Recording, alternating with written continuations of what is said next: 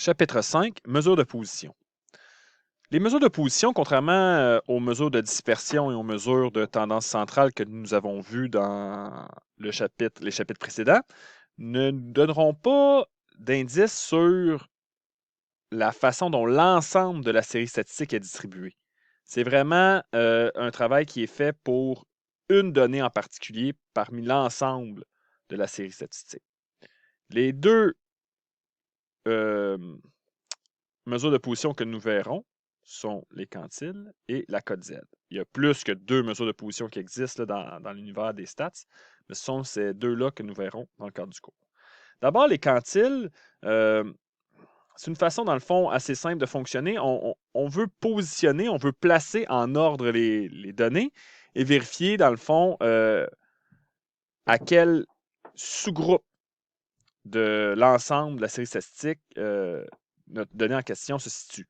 Donc, si on décide de diviser la série statistique en paquets de 100, donc en faisant 100 petits paquets, bien, nous nous retrouverons avec des centiles. Donc, on va se poser la question, telle donnée se situe dans quel centile? Donc, si on ramène le tout sur 100, où on se positionne? Donc, on peut décider de diviser une série statistique en 100, en 10 ou en 4, par exemple. Ça pourrait être aussi fait en 5. Et selon le nombre de divisions, le nombre de paquets qu'on fait, là, si je peux dire, ben, on va avoir des notations différentes. Allons-y avec un exemple. Donc, on parle des centiles ici en premier lieu, puisque c'est quelque chose qui est peut-être un peu plus naturel. Là, on va ramener, dans le fond, c'est comme si on ramenait ça en pourcentage. On veut ramener sur 100 l'ensemble de notre série statistique et voir à quel pourcentage on se situe, arrondi à l'entier dans ce cas-ci. Donc, par exemple, quand on a parlé de médiane, ben, c'est qu'on cherche au cumulatif le 50% des données. Ben, ça veut donc dire que la médiane est équivalent à chercher la donnée pour laquelle on est dans le 50e centile.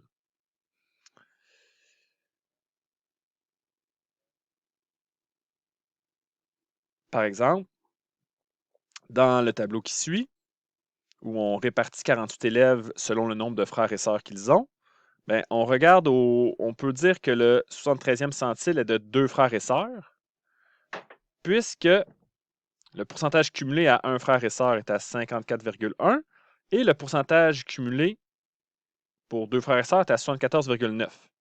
Donc, en quelque part, le 73% là, au cumulatif se situe pour la catégorie deux frères et sœurs. La façon dont on va interpréter cette mesure, donc on va dire que au moins 73%, donc encore une fois, le au moins est très important. Il y a au moins 73% des 48 élèves de l'échantillon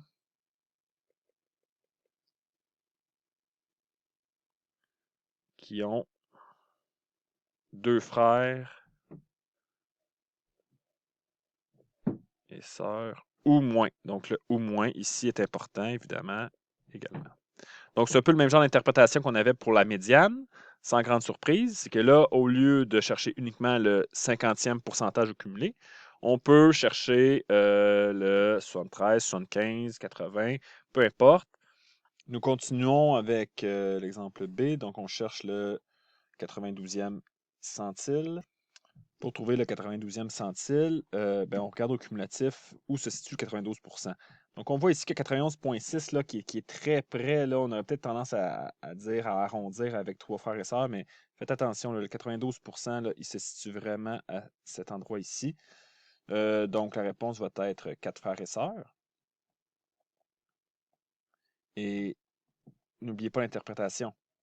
Si on écrit au moins 92% des 48 élèves de l'échantillon, ben, c'est là que ça prend son sens de donner 4 comme réponse. Parce que 3 frères et sœurs, on n'est pas à au moins 92%. Donc, ça se peut qu'on l'excède, mais on sait qu'il y a au moins 92% des 48 élèves de l'échantillon qui ont 4 frères et sœurs ou moins.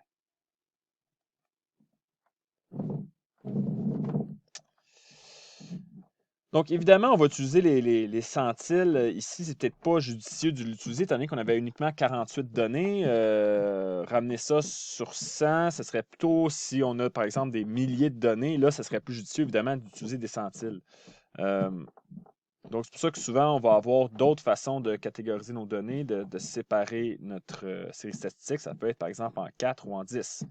Donc, il faut comprendre que les quartiles, ici, représentent, dans le fond, au cumulatif, si on y va en pourcentage ou en centiles, le premier quartile, c'est le 25e centile. Troisième quartile, ben, ça revient à calculer le centile 75. Si on divise en 10, le premier décile, ben, c'est le 10e centile. Deuxième décile, ça serait centile 20, etc. Puis, on a encore notre médiane là, qui est représentée à la fois par le 5e décile, le 2e quartile ou le 50e centile. Donc, à partir du tableau précédent, on fait la même chose cette fois-ci pour les déciles et les quartiles. Donc, si on retourne un peu en arrière, puis on essaie de trouver, dans le fond, le décile 9. Donc, rappelez-vous que si on cherche le décile 9, c'est qu'on cherche le 90e centile.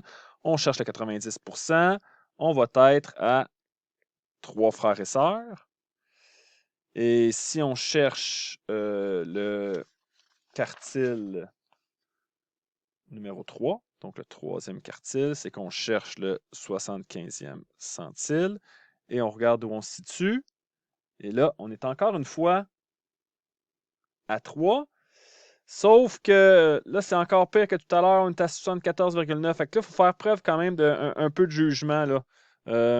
Moi, j'aurais tendance ici à dire, à arrondir, à y aller avec 2 frères et sœurs. Et soit dit en passant, même tout à l'heure, mon exemple avec 6, mon exemple, pardon, pour le 92e percentile, là, j'aurais été prêt à accepter, si vous êtes conséquent dans votre interprétation, à accepter une autre réponse. Puisque là, étant donné qu'il y a uniquement 48 données, puis qu'on se trouve dans une situation ambiguë, c'est surtout dans l'interprétation qu'on donne à notre mesure qui va être importante. Donc, en termes d'interprétation, donc on n'avait pas de doute ici. On a bel et bien 3. Donc, je vais mettre le au moins. 90%, ça va bien. Dès 48, OK, dès 48 élèves de l'échantillon ont 3 frères et sœurs ou moins.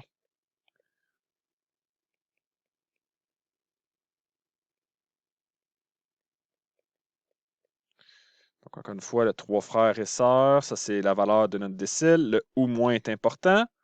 Et le au moins 90%. Regardez bien ici, dans le cas du troisième, on va y aller à 2. Mais je vais dire qu'il y a un peu moins. Donc, on ne peut pas dire au moins, on n'a pas le droit quand même. Il faut que les mots soient justes. Il y a un peu moins de 75% des élèves de l'échantillon qui ont 2 frères et sœurs ou moins. Donc, le un peu moins au début là, hein, nous indique qu'on n'est pas au-dessus du 75%, on est près de l'avoir. On est à 74,9 à vrai dire. Donc, raison pour laquelle j'utilise le un peu moins. Notion que vous avez sûrement déjà entendu parler en statistique, l'étendue interquartile. On souhaite, dans le fond, connaître la dispersion des mesures aux alentours de la médiane.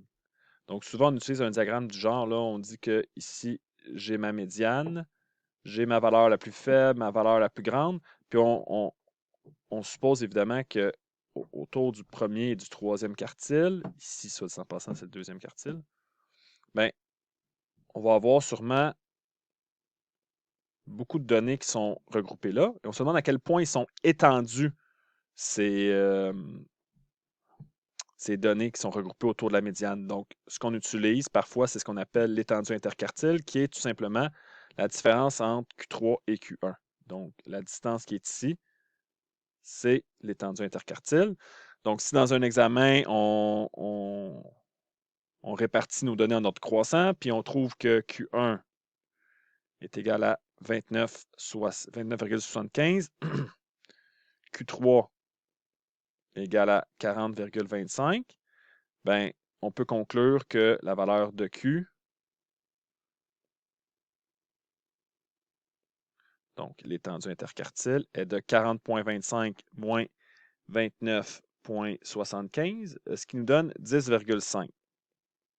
Donc, ça, c'était pour mon premier examen. Pour le deuxième examen,